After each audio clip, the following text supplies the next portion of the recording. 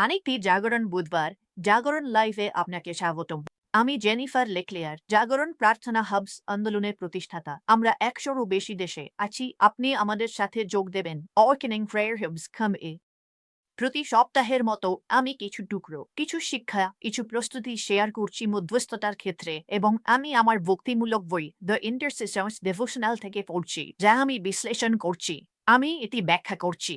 আমি এমন কিছু টুকরো প্রকাশ করছি যা আপনাকে মধ্যস্থতার ক্ষেত্রে উন্নতি করতে সাহায্য করবে।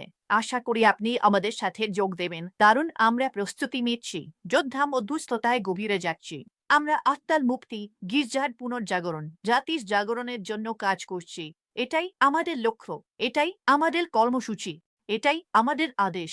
তাই দরজা পুরে যোগ দিন। যদি আপনি আমাদের সাথে আরও গভীরে যেতে চান ও আপনি আরও জানতে পারেন অওয়েকনিং প্রেয়ার হাবস নিউ এ, তাহলে আসুন আজকের শিক্ষায় প্রবেশ করি এবং আমি পড়ব এবং তারপর বিশ্লেষণ করব। আমাদের একটি এন্ট্রি থেকে যার নাম কখনো কখনো প্রার্থনা বন্ধ করবেন না, এবং আমি আপনাকে একটি শাস্ত্র পড়ে শোনাব। 1 থেসালোনিকীয় 5:1-6 বলে, সব সময় আনন্দিত থাকো, নিরন্তর প্রার্থনা করো, এবং তাই কিছু অনুবাদ বলে প্রার্থনা বন্ধ করো না। আপনি ভাবুন, আমরা এটা করব। আজকে সেই বিষয়ে শুরু করি।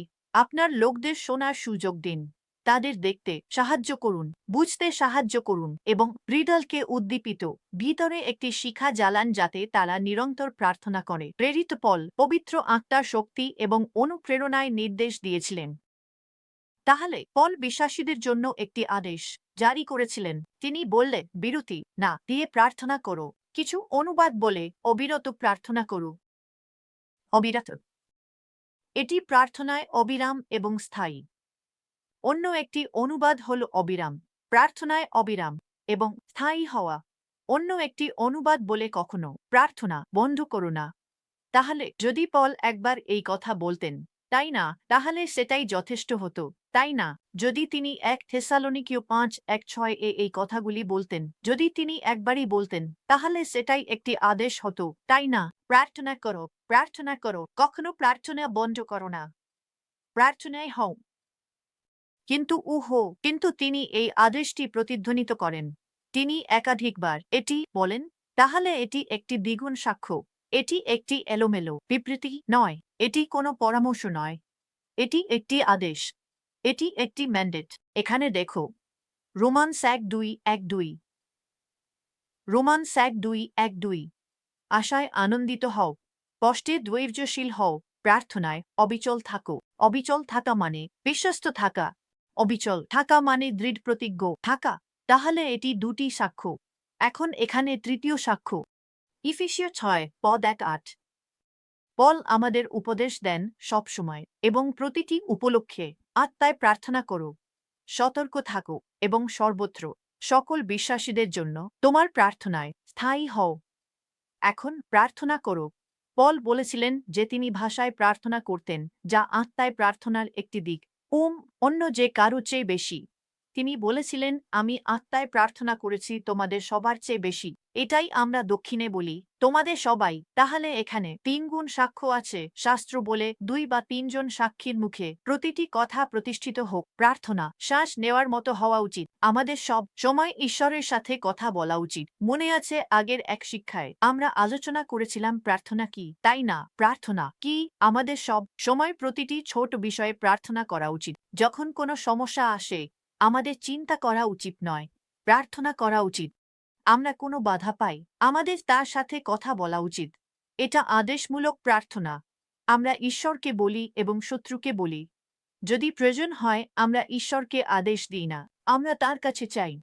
প্রত্যেক ভালো এবং নিখুঁত উপহার আলোর পিতার কাছ থেকে আসে। কিন্তু যদি শত্রু পথে দাঁড়িয়ে থাকে, আমরা ঈশ্বরকে বলি না শত্রুকে সরিয়ে দিতে। আমরা যিশুর নামে শত্রুকে সরানোর আদেশ দিই এবং আমরা নিরন্তর প্রার্থনা করি। এটা একটি জীবনধারা। এটা এমন একটি জীবনধারা যা আপনার জীবন পরিবর্তন করবে।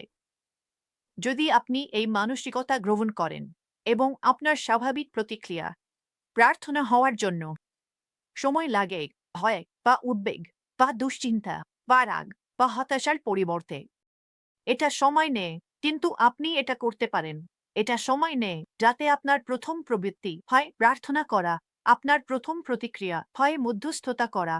এটা সত্যিই সময় নেয়, কিন্তু এটাই আপনার প্রজ্বলন বিন্দু। এটাই আপনার শুরু বিন্দু। আমি বিশ্বাস করছি যে আপনি এই কথাগুলো মনে রাখবেন। যখন একটি সুযোগ আসে আমরা শুধু আমাদের নিজের শক্তিতে সেই সুযোগটি গ্রহণ করার চেষ্টা করি না, এমনকি যদি তা একটি ঐশ্বরিক সুযোগও হয়। আমরা ঈশ্বরের উপর নির্ভর করি। আমরা প্রার্থনা করি, সাহায্য চাই, অনুগ্রহ চাই, কৃপা চাই, জ্ঞান চাই, ফাঁকা স্থান পূরণ করার জন্য চাই। মানুষ আমরা কিছুই করতে পারি না। কিন্তু সুসংবাদ হল আমরা খ্রিস্ট থেকে আলাদা নই। তিনি প্রয়োজনের সময় খুবই উপস্থিত সহায়ক, এবং শুধু আমাদের জন্য নয়, নিজেদের জন্য প্রার্থনা করছি না। কেনেথ হেগিন বলতেন, আমার চারজন এবং আর কেউ নয়। মধ্যস্থতাকারী প্রার্থনা করছি খবর শুনে আমাদের স্বাভাবিক প্রতিক্রিয়া। প্রার্থনা করা যখন আমাদের বিরক্ত করে, প্রভুর কাছ থেকে একটি বোঝা পাওয়ার স্বাভাবিক প্রতিক্রিয়া হল তা দূরে না ফেলা। যদি প্রভুর বোঝা হয় তবে প্রার্থনা। আমরা প্রার্থনা করি, আমার কাছে স্কুল অফ দ্য স্পিরিটে একটি সম্পূর্ণ কোর্স আছে, উ স্কুল অফ দ্য স্পিরিট। খবরের জন্য প্রার্থনা করার বিষয় যাই হোক, আপনি জানেন পল এটি 3 বার বলেছিলেন। এখন হয়তো তিনি যিশুর কথা শুনেছিলেন, যিনি তাঁর শিষ্যদের একটি উপমা দিয়েছিলেন। আপনি জানেন লুক 1:8 যিশু বলেছিলেন, মানুষ সর্বদা প্রার্থনা করা উচিত এবং মনোবল হারানো উচিত নয়। ঠিক আছে, মহিলাদেরও তাই করা উচিত। মানুষ সর্বদা প্রার্থনা করা উচিত এবং মনোবল হারানো উচিত নয়। শুনুন, এটি মধ্যস্থতাকারী মিশন। কিন্তু আমরা এটি কিভাবে সম্পাদন করব? কিভাবে? আসুন বিস্তারিতভাবে প্রবেশ করি। আমরা কিভাবে জীবনের ব্যস্ত গতির মধ্যে অবিরাম প্রার্থনা করতে পারি। আমি পূর্ণকালীন মন্ত্রণায় আছি। সব সময় এমন ছিলাম না। আমি দ্বৈত পেশায় ছিলাম, তাই না? আমার একটি কর্মজীবন ছিল, আমার ব্যবসা ছিল, আমার একটি মন্ত্রণাও ছিল, আমার বেশিরভাগ সম্পদ, আমার সময় ব্যবসায়িক জগতে ব্যয় হতো। আমি ছিলাম সিনিয়র নেতা, চারিশমা ম্যাগাজিনের প্রথম মহিলা সম্পাদক, এবং আমার বেশিরভাগ সময় নিত। কিন্তু ঈশ্বর পরিবর্তন করতে শুরু করলেন। কিন্তু মন্ত্রীদের সারাদিন বসে প্রার্থনা করার সময় থাকে না। আমাদেরও আপনার মতো সময় তৈরি করতে হয়, কারণ মন্ত্রণার জীবন ব্যস্ত। তাহলে আমরা কিভাবে এই 4 গুণ আদেশ পালন করব, যা প্রথমে খ্রিস্ট থেকে এসেছিল এবং পল দ্বারা আত্মার নেতৃত্বে প্রতিধ্বনিত হয়েছিল? আমরা কিভাবে সর্বদা প্রার্থনা করার এই আদেশ পালন করব? আমরা প্রার্থনার ঘরে বাস করতে পারি না। 2012 সালে ঈশ্বর বলার পর আমি শুরু করি অওয়েকেনিং হাউস অফ প্রেয়ার, যা গির্জা, ও 2017 সালে অওয়েকেনিং প্রেয়ার হাবস এর জন্য হয়। যোগ দিন।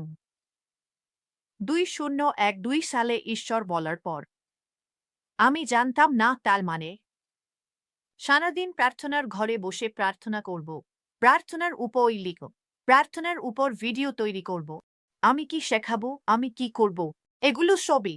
আমি সারাদিন প্রার্থনা করি না, তবে আগের চেয়ে অনেক বেশি প্রার্থনা করি। এটা কি ছিল? এটা কি ছিল? এটা ছিল অবিরাম প্রার্থনার মনোভাবের মধ্যে প্রবেশ করা, শেষ পর্যন্ত সবকিছু প্রার্থনার মাধ্যমে ঈশ্বরের সাথে কথা বলা। দেখুন, আমাদের দায়িত্ব আছে এবং ঈশ্বর তা খুব ভালো করেই জানেন। তোমাকে বাচ্চাদের স্কুলে নিয়ে যেতে হবে, তোমাকে কুকুরটাকে হাঁটাতে হবে, তোমাকে খাবার তৈরি করতে হবে, কাপড় ধুতে হবে, কাজে যেতে হবে। তাহলে অবিরাম প্রার্থনা করা মানে জীবনের প্রতি প্রার্থনামূলক মনোভাব গ্রহণ করা। অবিরাম প্রার্থনা করা মানে যেকোনো মুহূর্তে, দিন বা রাতে, প্রধান মধ্যস্থতাকারী যিশুর আহ্বানে সাড়া দেওয়ার ইচ্ছা থাকা। যদি তিনি তোমার নম্বর ডাকলে, তুমি কি কখনো ডাক জুরির কার্ড পেজ? হয়তো কিছু লোক পছন্দ করে মানুষ জুরি সেবা করতে চায় না। আমাদের প্রার্থনার সেবা করতে চাওয়া উচিত। যখন ঈশ্বর সেই কার্ড পাঠান, যখন তিনি হৃদয়ের দরজায় কড়া নাড়েন, যখন তিনি মাঝরাতে জাগিয়ে, প্রার্থনার অংশ হল সেই আহ্বানে সাড়া দেওয়া। অবিরাম প্রার্থনা করা মানে আমাদের প্রাকৃতিক এবং আধ্যাত্মিক পরিবেশের প্রতি আধ্যাত্মিকভাবে সতর্ক থাকা, এবং দিনের মধ্যে আমরা যে সমস্যাগুলি উপলব্ধি করি তার জন্য প্রার্থনার সমাধানকারী হিসেবে কাজ করা। অবিরাম প্রার্থনা করা মানে প্রার্থনা আমাদের প্রতিক্রিয়া, আমাদের স্বাভাবিক প্রতিক্রিয়া, যখন পরিস্থিতি ঈশ্বরের কথার সাথে সামঞ্জস্যপূর্ণ নয়। বাস্তবে, যদিও অবিরাম প্রার্থনা করা মানে ঘন ঘন প্রার্থনা করা, প্রায় প্রার্থনা করা, প্রার্থনার উত্তর না পাওয়া পর্যন্ত বা আত্মায় সম্পন্ন হয়েছে বলে অনুভব না করা পর্যন্ত হাল না ছাড়া, অবিরাম প্রার্থনা করা মধ্যস্থতাকারীর আদেশ, এবং এটি সম্ভব। এটি মানসিকতা এবং হৃদয়ের অবস্থান। যা প্রার্থনায় ঝাঁপিয়ে পড়ার জন্য প্রস্তুত। এবং আপনি পারবেন। দয়া করে আমাদের সাথে ওয়েকনিং প্রেয়ার হাবসে যোগ দিন। আপনি এটি অ্যাপে দেখছেন। আপনি আরও জানার জন্য একটি বোতাম পাবেন। অথবা শুধু ওয়েকনিং প্রেয়ার হাবস নিউ এ যান। যদি তৃতীয় বিশ্বে থাকেন, আপনি স্পন্সরশিপ পেতে পারেন। আমাদের স্পন্সররা পশ্চিমা বিশ্বের হাবগুলিকে স্পন্সর করি না, কিন্তু আমরা সারা বিশ্বে মধ্যস্থতাকারীদের উত্থাপন করতে প্রতিশ্রুতিবদ্ধ। আমরা 100টিরও বেশি দেশে আছি। আপনি আমাদের পরিবারে যোগ দিন। পিতা যিশুর নামে, প্রভু, আপনি কি আমাদের নিরন্তর প্রার্থনা করতে সাহায্য করবেন? যখন কোনো প্রয়োজন দেখা দেয়, তখন আমাদের অনুগ্রহ সিংহাসনে দৌড়ে আমাদের আবেদন পৌঁছে দেওয়ার জন্য সাহায্য করুন। আপনি সেই ঈশ্বর যিনি সবকিছু দেখেন, সবকিছু জানেন এবং সবকিছু করার ক্ষমতা রাখেন। এটা ধন্যবাদ। প্রার্থনা করার মানসিকতা পরিবর্তনের সাহায্যের জন্য ধন্যবাদ। যিশুর নামে, আমেন এবং আমেন। সতর্কতা সেট করতে ভুলবেন না, যাতে আপনি শিক্ষাগুলি এবং প্রশিক্ষণগুলির একটি মিস না করেন। ঈশ্বর আপনাকে আশীর্বাদ করুন।